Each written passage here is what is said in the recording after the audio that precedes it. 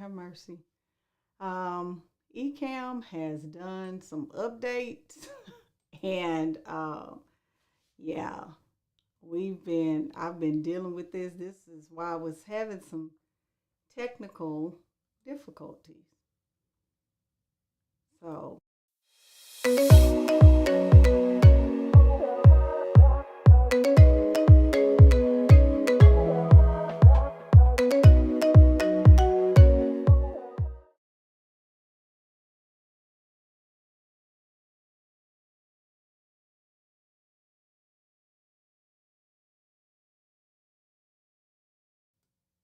okay. I updated to the new version of Ecamm, and some of this stuff, like things that were automatic, weren't automatic. So, we're going to work, I'll work out the kinks later. So, those of you all who are new here, my name is Michelle. I go by the Ignited Teacher. And what I do is I help math teachers like you to close learning gaps by providing you with evidence based strategies that can be implemented in your classroom as early as the very next day. So I want to welcome you all. Thank you, thank you, thank you for being a part of my community. So, in the chat, I am live streaming to Facebook, YouTube, and Twitter at the same time. I think Twitter, maybe not Twitter. Um, and I am uh, want you all to drop in the chat where you're chatting from tonight, or who you are supporting, uh, whether you're an administrator, and let me put this echo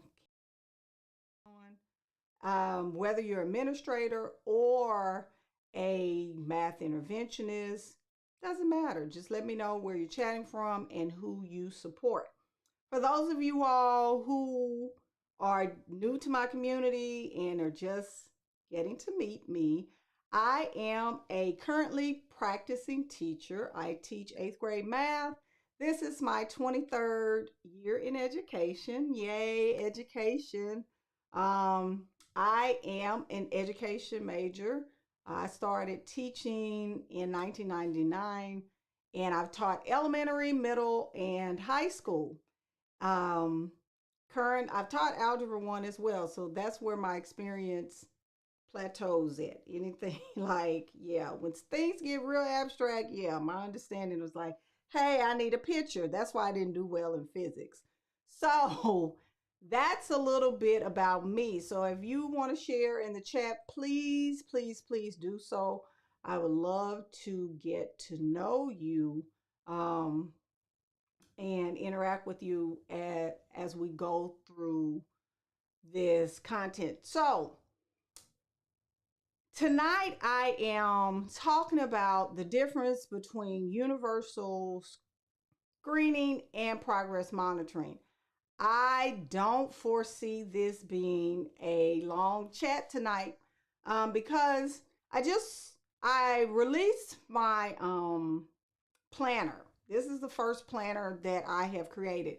It's a planner slash implementation guide. The planner becomes or evolves, I foresee it being something that changes over time and evolves into a whole full course that can support teachers in the implementation of the math intervention cycle. And you may say, well, I don't know what the math intervention cycle is. The math intervention cycle is a cycle, it's a simple cycle that I created based on what I know about math intervention to help teachers. It starts with the assess, diagnose, reteach, reassess. That is it, the four components. That is all. It's not something that, I know a lot of people, RTI is this huge word. It's not. It's those four components. That's as simple as I could have made it. Assess, diagnose, reteach, and reassess. That's it. So, I put out a little one question survey when I was about to launch this planner.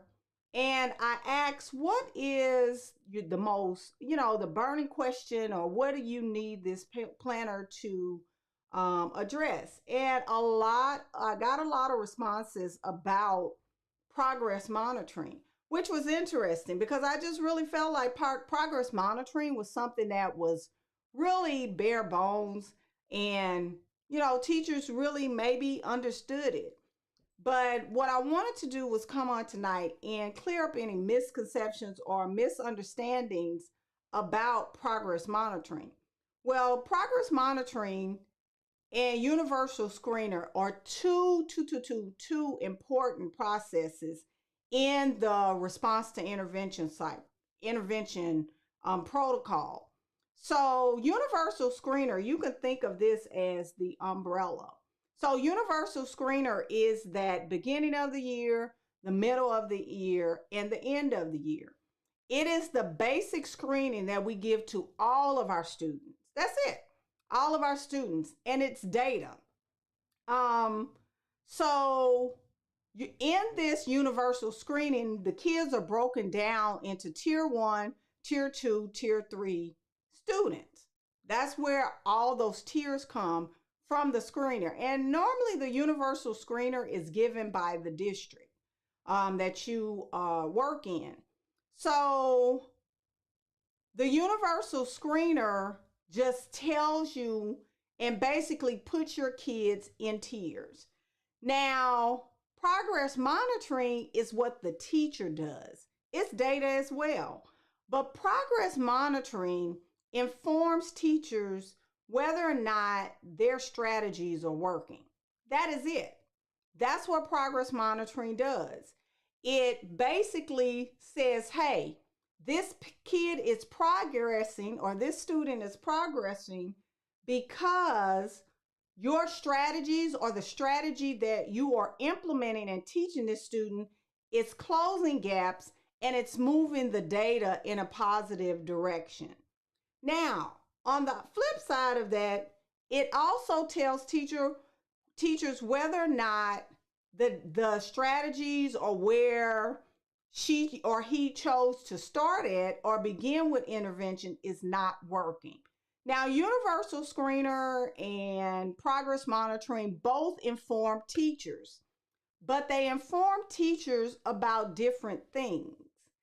Universal screener informs teachers about where the child is in their learning. The BOY tells the teacher that, hey, this is where this student is starting at the beginning of the year. They can be a tier one kid, but by the time they hit middle of the year, they're tier two, or they've grown and still, a tier three kid, but they've grown and now they're down at a tier two. So it informs what tiers the students are. Progress monitoring does not do that. It does not. Progress monitoring is for the teacher, is what you do with your instruction in small group.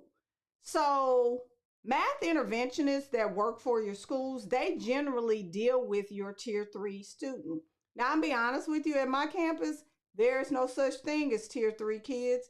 They are in, as far as the screener goes, but we have no services for tier three kids.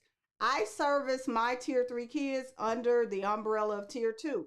Teachers in the response to intervention cycle are not responsible for tier three kids. Someone else is. That is the RTI process. So within this progress monitoring, in my planner, I teach and show you that there's a 2-week cycle, because if your tier one instruction is sound, your tier two interventions, which are your math interventions, are an extension of their tier one instruction. Now, here's the thing. If you have a lot of kids in tier one, tier two instruction for different skills, I'm not talking about overall, I'm talking about for different skills. So for me, my kids, I know that they struggled with solving equations. Well, I cleared up a lot of those issues in my tier 1 instruction. One way I did that was front loading instruction. For example, in my class, I have my warm up and a review skill. My review skill is a front load skill for skills that have to be taught at grade level. So, for example, what that looks like when I taught 5th grade and I was coming up on division, what I would do is make sure that I had taught and front loaded different skills for multiplication. I taught and made sure that they could subtract effectively. Those review skills are your prerequisite skills that you front load so that your lesson doesn't fall apart. And it reduces the number or the amount of students that you have in your tier 2 instruction. If you're not clearing up some of the confusion before you actually teach, you're going to have a lot of kids in tier 2 intervention. And that's just the reality of it. And then you'll see you'll get overwhelmed. If you're working in a school like mine, my school has a lot of kids that are off grade level. We have 80% of our kids working below grade level. So that means 80% of my kids are not on grade level, which basically mathematically is correct. I teach 4 classes, and guess how many classes are not on grade level? 3. So it still fits within the stats that I am talking about. I have 3 classes that are working beneath grade level. So I front load those prerequisite skills, not just in the beginning, like the week of. No, I front load that stuff the week before and continue front loading skills until I teach it. That's how I close a lot of my gaps, because some of the kids just need to be taught, and they can, I'm gonna be honest with you, the pandemic was a blessing and a curse, because guess what? The kids, they're used to learning with videos. So that's how you help with that tier 2 instruction. And it reduces the number of children that are in small group instruction. And it helps to move your data and progress monitoring, and it weeds those kids out that are true students, true tier 2 students. And I talk about that. I think I talk about that in my Math Intervention Academy. I talk about kids that are true tier 2 students, and some kids are not. Some kids are not tier 2 students. They're not. So, and in progress monitoring, you'll find out the kids that are not tier 2 students. Because once you teach it to them, then they're Zoom, gone on off. Those kids weren't supposed to be in there anyway. So, just to wrap this up and recap, progress monitoring and universal screening are 2 distinctly different things. When I say distinctly, they're different. They both inform teachers with data, but universal screener is what the district gives to all the students, and it places the students in tiers. Progress monitoring is what the teacher gives, and it informs the teacher about whether her strategies or where she chose to start with intervention is working for the students, whether it's lack of, not working, or it's working. So I'm going to wrap this up. If you have any comments, questions, or concerns, pop them in the chat. I'm going to pop my link to my planner. It's closing, I think, tomorrow at midnight. So if you want to purchase the planner, it's $20. I will be closing it out.